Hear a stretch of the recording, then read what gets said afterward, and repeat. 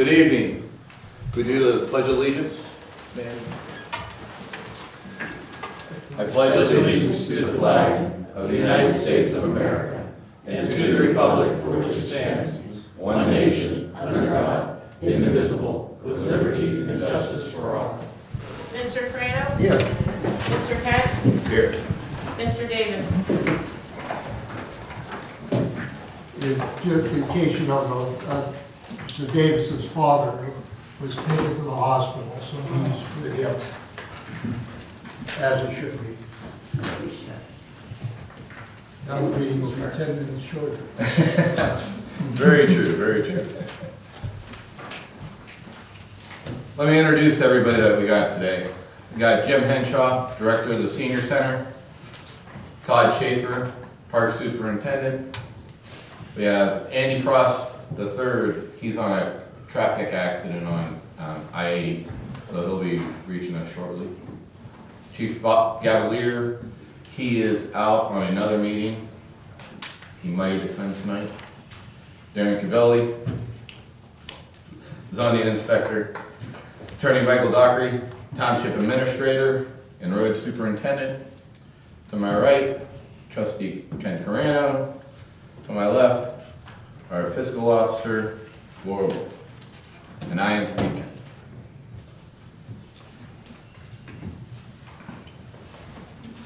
All right. Motion to approve minutes of the regular and reorganization meeting of January 13th, 2020. So moved. Second. Mr. Fredo? Yes, Mr. Kent? Here. yes. Yes. Here it is. She's not here. Yeah, it doesn't look like there's going to be a presentation. No presentation. That's what I was gonna say, I don't see it. Are we gonna move on? Yeah. Administrator report? Then there'll be no presentation for me either. No I don't presentation have for you? either administrator or department heads, you may want to call me under new business. All right. Okay.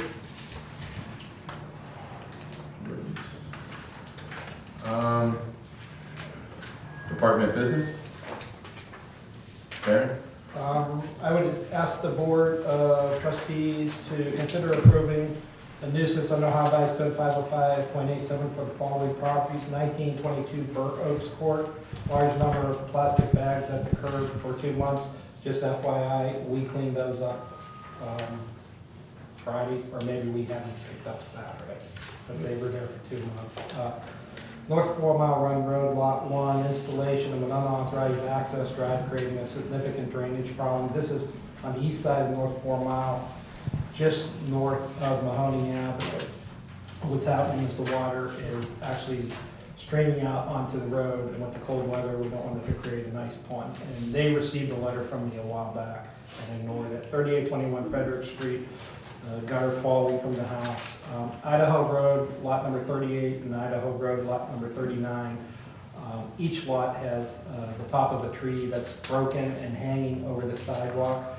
These are the lots, Ken, you'll recall, this is one of the 2 lots that we rezoned across from Fitzgerald. The other one is the northerly lot, and Eric and I were out there. We believe that these trees are on private property. If they're not, it's going to be up to the property owners to show us where the pins are. And I know the lots were staked for property pins, but we have a concern with the ice and stuff that those branches are going to come down. They're rather substantial. They won't come down on the sidewalk. 4301 Pembroke, junk and debris in the rear yard. That house is vacant. 4344 Pembroke, firewood that just indiscriminately dumped in the front yard. This is the first house that we've had problems with, that we had the special meeting on. The other 2 houses we had on that meeting are fine. And then 5074 East Rockwell Road, a large amount of junk and debris. We've had problems at this property before. So moved. Yes. Second. Mr. Kent? Here. Mr. Fredo? Yes.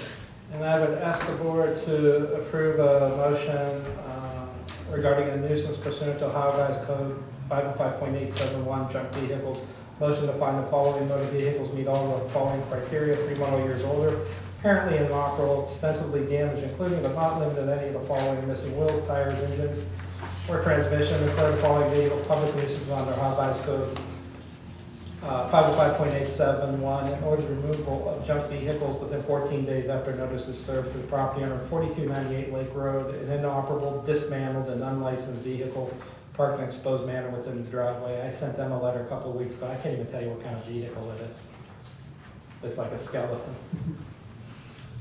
And so moved. Second. Mr. Carino? Yes. Mr. Kent? Yes. And you guys have a motion to approve the minutes from our last public hearing. I move to pass the motions, to approve the motions of the minutes of the public hearing held on January 13th for amendment 2019-02Z, the Nufrio. So move. Second? Mr. Kent? Yes. Mr. Carino? Yes. And Mr. Kent, I just have one item I'd like to discuss with the board and hopefully for the public's benefit. But we've issued a number of transient vendor permits for people to solicit door to door for electric and gas aggregation. What they're doing is offering you a lower rate. I just want to advise the residents that under Ohio Revised Code, we have to give people a vendor's permit, but they do not work for us. They should not imply that they are working for us. And it's up to the individuals to either discuss it with them or not. My understanding is for both electric and gas aggregation, you are automatically enrolled, and it's up to you to opt out. And these people are knocking at your door, asking you to opt out. Just, they're not representing us, just use good judgment and make sure you know before you opt out what it is that you're actually paying and opting out of. So that's the best advice we can give you. We have to give them a permit, but they're not working for us. They don't represent the trustees. They don't represent the township. So just a FYI. Are these people going to be identified? We give them a transient vendor permit that they are told to carry with them at all times. We also send copies of the permits over to dispatch. If anyone calls the police, dispatch has a listing of the permits. And we tell them, be polite and only canvass during daylight hours, and no means no. If somebody doesn't want to talk to you, exit the property. No, thank you. Chief? How are you? Good, how are you? Everything all right down there? Yeah, we just had several accidents out there, so, none of them too overly serious. We got a little busy around in Austintown. Yeah, it's been a little crazy. That was the other traffic that came through a little bit ago, about 3:30, and there was one down on, right at the intersection there. Yeah, at 46. That was right. That was a semi versus car. Yeah. We had a couple of car accidents. Cars are going to move. Right at the end, right at the same time. Park Department? I don't have anything for the board tonight. Senior Center? Not really much of anything either, so. Okay. Yeah, if I could mention something about, I was going to do this when I talked. We had Good Morning Austintown. We're always the first one at the beginning of the year because Austintown starts with an A, where the chamber has a group of us get together. We talk about the townships with the schools, the our people, and so on. And we always get the biggest group because we go to the Racino. Everybody wants to go to a meeting in the Racino. I mean, normally those places only have about 15, 20 people. We get 50, 60, and that sort of thing. And Jim gave a very, very good background. It's been copied in the Vindicator and a couple of the other ones about the fact that 2019 was a good year for Austintown and so on. And Todd gave a talk about the park. And those are usually very, very stated type of speeches. So here comes Jim. And he starts showing this slide presentation about what goes on at the senior center with all the different programs and so on. And he had some great funny things. That's the first time I've been to these meetings for 27 years. and I've never heard people guffaw. He was the king of the humor that day. Those people were walked out of the place funny. Normally they just say, all right, I gotta go back to work. Now, at least they walked out funny. So thank you, Jim, that was very good. Todd, you did a great job. Next time we'll give you some humor. You could tell some stories that, well, we won't be able to tell. Those stories. Fiscal officer.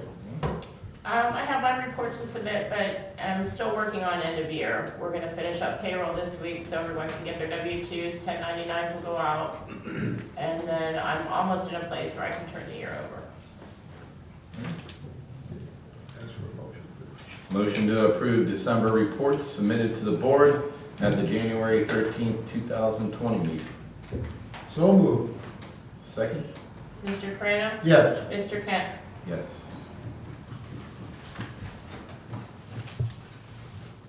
You call on Mike. Mike? Yeah, under new business there, A, this is the annual resolution that we've been doing for the past few years, approving the budget that the Mahoney County, has to do with the money that Mahoney County is giving to us and Boardman in order to, as their share of the operational costs of our communication or dispatch center. So the county at their last meeting last week approved the budget, and at the recommendation of the prosecutor, they want us to also approve the same budget. So that's what the resolution that's attached to your agenda is for. And then under B, simply, if you remember last year, we increased the cemetery fund in order to pay for the property on 4 Mile Run that we bought next to the cemetery. Well, the closing never happened. Now they're ready to close, so we've had to increase the temporary appropriations in order to issue the check. Okay, So moved. go ahead. Yeah. Also move the new business of the motion, budget of the Austintown Boardman, Mahoning County Joint Communication District. So moved. Second. Mr. Kent? Yes. Mr. Crano? Yes. I move to increase the cemetery funds temporary appropriations to $35,000. So move. Second? Mr. Crano? Yes. Mr. Kent? Yes. All right, at this time, we're gonna open it up to the public. If you want us off camera or on camera, just let us know. Does anybody want to talk on camera? All right. Here we go. You want to come on On camera? camera. Off camera? Okay. Oh, we're back on, We're back on. right? All right. Welcome back. Remarks from the board. Well, I'll start with me, okay? There's a number of things. I did mention about the Good Morning Austintown, and I thought it was very well received. It's really something that we as the township trustees like to get along with the Board of Education, and we have a great relationship. I got to meet the superintendent, seems to be just a wonderful individual. And I really admire the man because he walked into a situation at very late time before school started with 7 new administrators to run a school system that's unbelievable. But we thank the chamber for what they did. I want to announce, we have a great historical society in Austintown. And, you know, they have to raise a couple of dollars here and there. Their buffet dinner with the special guest is coming up on Wednesday, February 5th at Davidson's. I suggest that if you'd like to see more about the history of Austintown and so on, that you would be very, very smart to go to that particular meeting. I was a teacher for 38 years. 36 of them were in Austintown.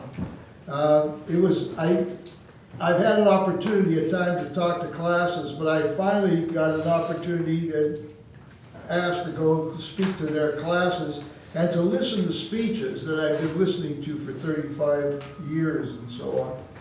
But there's a class that they just started, and it was started by students. A student wanted these classes on public policy, on different public policies that we have. The students in this class, and they were all seniors, very advanced young men and women, did research on different policies, and I had the opportunity for a week to sit there and listen to them, and I was so impressed. I want to thank Brian Umstead, and he's the professor, he's the teacher of the class, and it's an outstanding individuals where they looked at policies, evaluated it, and came up with their ideas about it. There's nothing more important than people, because politics governs your entire life. The clothes you wear, the food you eat, the amount of money you spend on those particular things, and it is so much better if you know what you're getting into.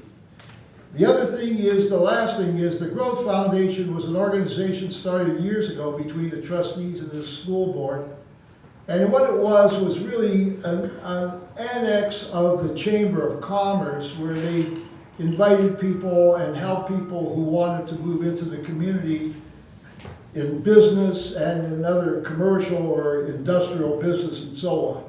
What's happening, like in every other organization, the leadership of these groups are getting old.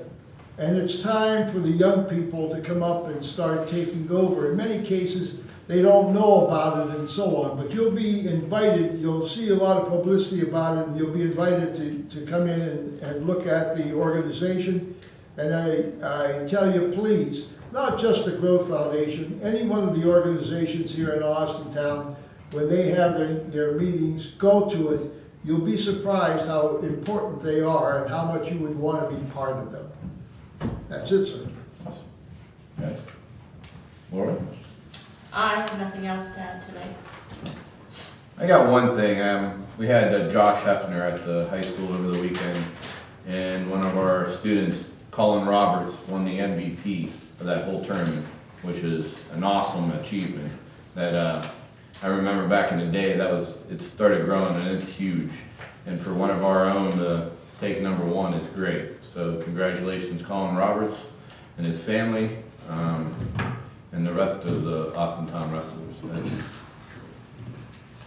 That is really a nice tournament named in honor of a young man who wrestled, was excellent, great individual, and unfortunately passed long ago. All right, motion to recess to executive session for the following: to consider the appointment, employment, discipline, or comprehensive to public employees. B, preparing for conducting or reviewing negotiations or bargaining sessions with the public employees concerning their compensation or other terms of condition of their employment. Well, first, congratulations on your first leadership. Thank you. After the next 4 years, there'll be a whole lot more. So moved. Second. Mr. Crano? Yes. Mr. Kent? Yes.